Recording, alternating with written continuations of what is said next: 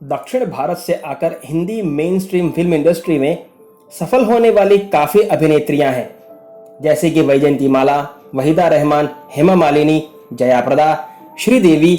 और इन सभी में वैजयंती माला और वहीदा रहमान जैसा लहजा और एक्टिंग दोनों ही का समन्वय अगर किसी ने रखा है तो वो है भानुरेखा गणेशन उर्फ रेखा। प्रतिभा की धनी रेखा को हिंदी फिल्म इंडस्ट्री की सबसे अच्छी अभिनेत्रियों में से एक माना जाता है। नमस्कार, फिल्मी तराना चैनल के एक और बेहतरीन एपिसोड में आप सभी का स्वागत है।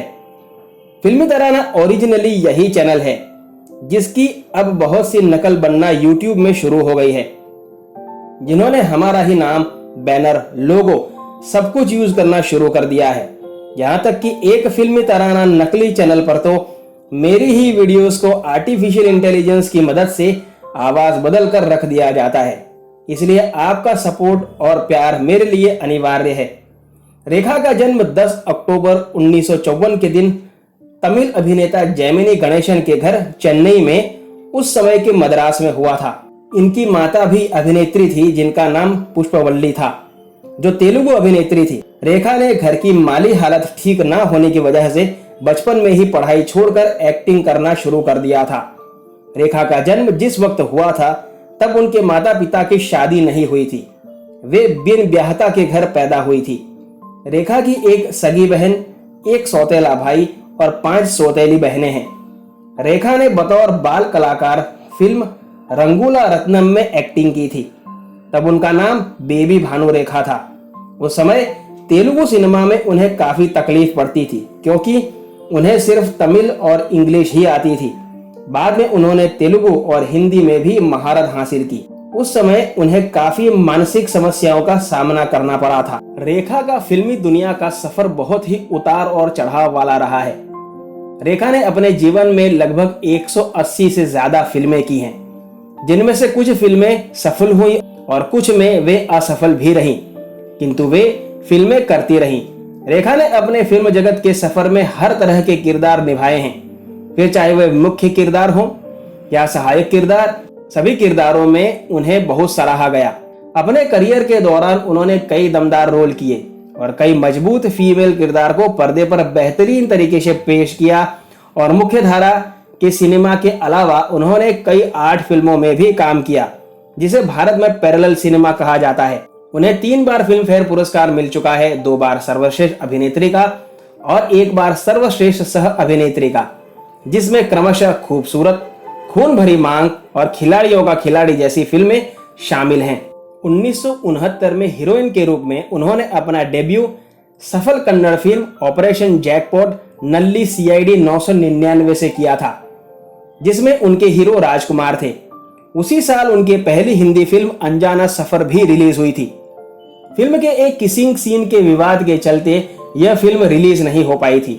बाद में इस फिल्म को 2 शिकारी के नाम से रिलीज किया गया था। रेखा ने दिल्ली के प्रसिद्ध उद्योगपति मुकेश अग्रवाल से शादी की थी।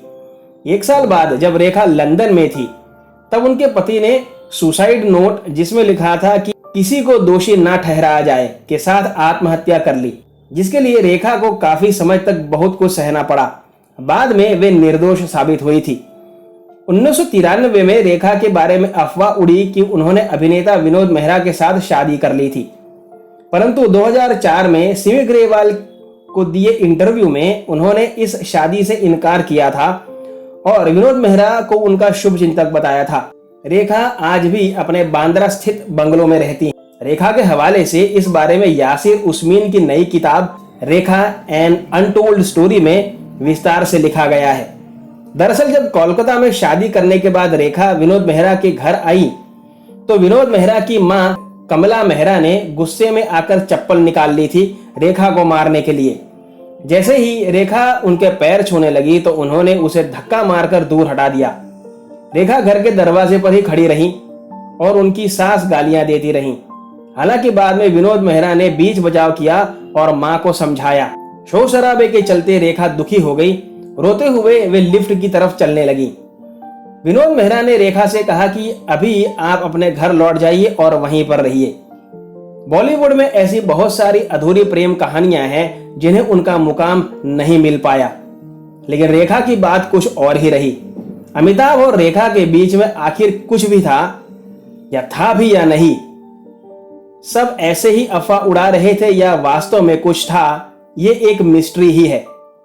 भले ही दो दिलों में पनपते प्यार को लोगों ने कुछ और ही मान दिया हो, लेकिन दोनों ने प्यार की एक अलग मिसाल कायम की है। सिलसिला और सुहाग जैसी कुछ फिल्मों में यह दिखाई भी दिया। यूं तो रेखा ने बहुत सी शानदार फिल्मों में काम किया, लेकिन फिल्मों में रेखा का जादू सर चढ़कर अगर बोला हो तो वो है उमराव जान, खूबसूरत, मुकद्दर का सिकंदर, खून भरी मांग, खिलाड़ियों का खिलाड़ी। उमराव जान में रेखा का अभिनय अपने शिखर पर था। इस फिल्म में उनके नृत्य कला की सबसे ज्यादा तारीफ हुई थी। खूबसूरत के लिए रेखा को पहली बार फिल्म फेयर की तरफ से सर्वश्रेष्ठ अभिनेत्री का खिताब मिला था।